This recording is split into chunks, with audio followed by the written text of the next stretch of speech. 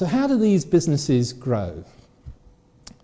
The first thing that happens, and any partner you talk to will say that the number one marketing tool of any professional service firm, a law firm or an accountancy firm, is the work. If you do good work, your business will grow because it creates word of mouth. Now that's true, and it's the experience of all these firms, but let me dramatise. Imagine I was arrested, I haven't been, and accused of a crime, and I was at the police station. The first thing they'd say is, do you need a lawyer? Now, I don't know about you, but whenever I watch CSI or whatever it is, I've just been watching The Sopranos, anybody who's arrested, the police say to them, do you want your lawyer? And they say, yes, I'll call my lawyer. Now, I haven't got one. Have you got a criminal lawyer? I just do not have one. I wouldn't know who to call. And I think most people just simply don't have a criminal lawyer at their beck and call. So, well, let me ask you, what would you do? What would you advise me to do? I'm in a police station. Sorry? Go through the yellow pages. I'm not sure. Maybe. I'm not sure they have yellow pages in a police station. Phone a friend. Phone a friend. Well, that's, Who Wants to Be a Millionaire? Yes, probably. So suppose I phone a friend. What would they do? They'll tell me who they know. Sorry? They'll tell me who they know. They'll tell you who they know. Recommend someone. So they would go to somebody they recommend who's got a reputation. Or even the police can recommend you. Oh, the police might. Yeah, but that's going to be a court lawyer, isn't it? Will Somebody who's not paid very much and starting their career. I'm not sure my friends would want me to be represented by a public servant who's just started their career and who's got like 6 other cases. So you would probably call someone in the profession that you do know, right? Who can refer you to someone that does what you need. Yes, yeah, probably. So maybe I know a lawyer who specialises in property and who's bought a house for me. I could ring them and say, or did a will or something. Or did a will and say, do you know anybody?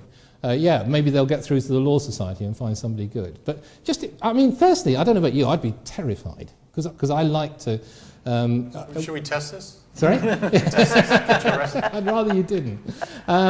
But suppose one of my friends who I phoned finds a lawyer and this person arrives some hour later and they sit down. I mean, firstly they'd need to convince me that they're pretty good, wouldn't they? I think the first thing that would impress me is the way they dress, perhaps their demeanour, perhaps whether the police are a bit wary of them. If the police, oh my God, it's so-and-so, then you're going to be pretty keen to use them, aren't you? But the trouble you have is you simply do not know. That person could be a charlatan.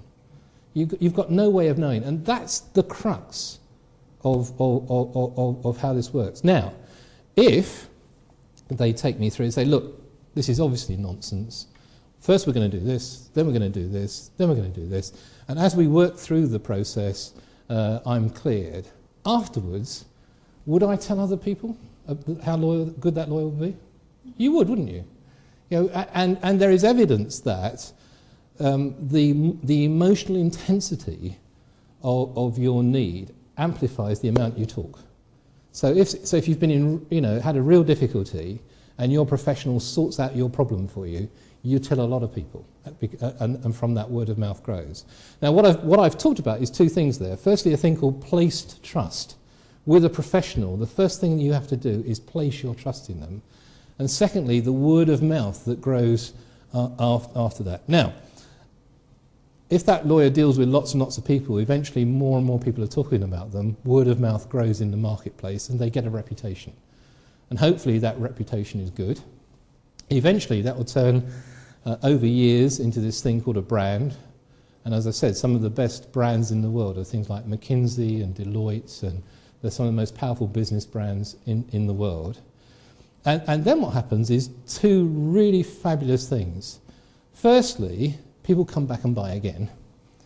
So they come for something else. I don't know whether I'd go back and buy again from a criminal lawyer. But for example, what's happening in the current recession, which is happening as we talk here, is that there are businesses set up by people with fabulous dreams of what their little business might achieve. And then they've been running 2 years, 3 years, 5 years. They've been more successful than they thought they would be. They're making more money than they thought they would ever do. And they dream of handing this little business on to their children. And suddenly, some of their customers go bankrupt or start taking longer to pay, and they've got problems with cash flow. And through really no fault of their own, they're worried themselves. When are people going to pay? Can I last very long? And it may be that their bank says to them, you need to talk to a specialist accountant called an insolvency practitioner, and that person will help you to spread your cash flow, and they'll help you to do this. Now, there are lots of people whose businesses are being saved simply through that process right now as we speak.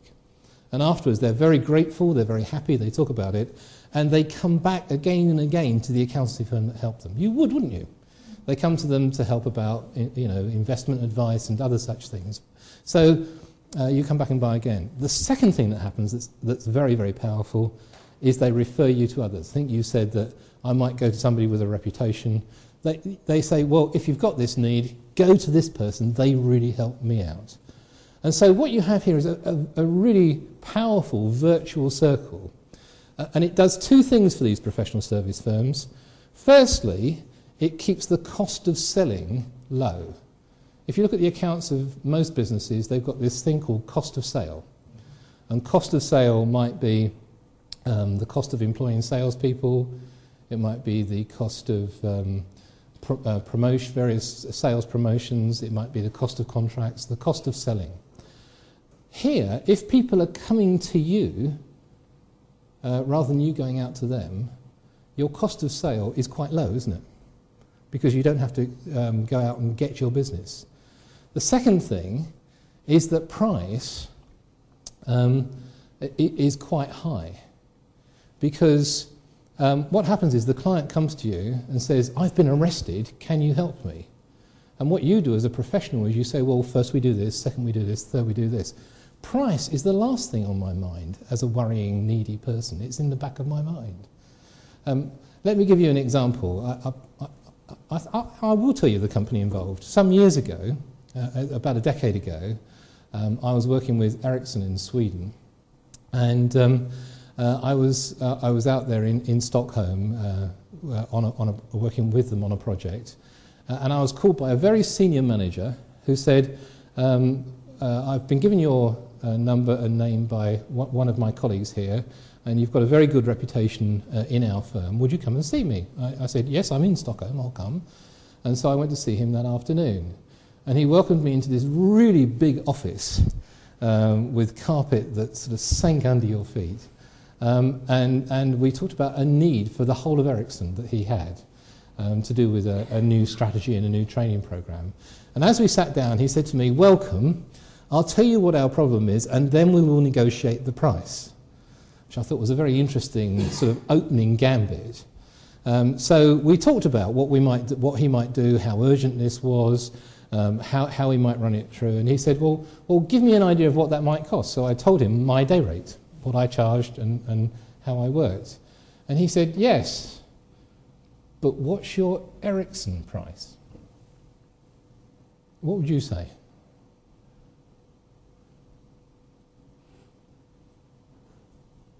Not 10% off?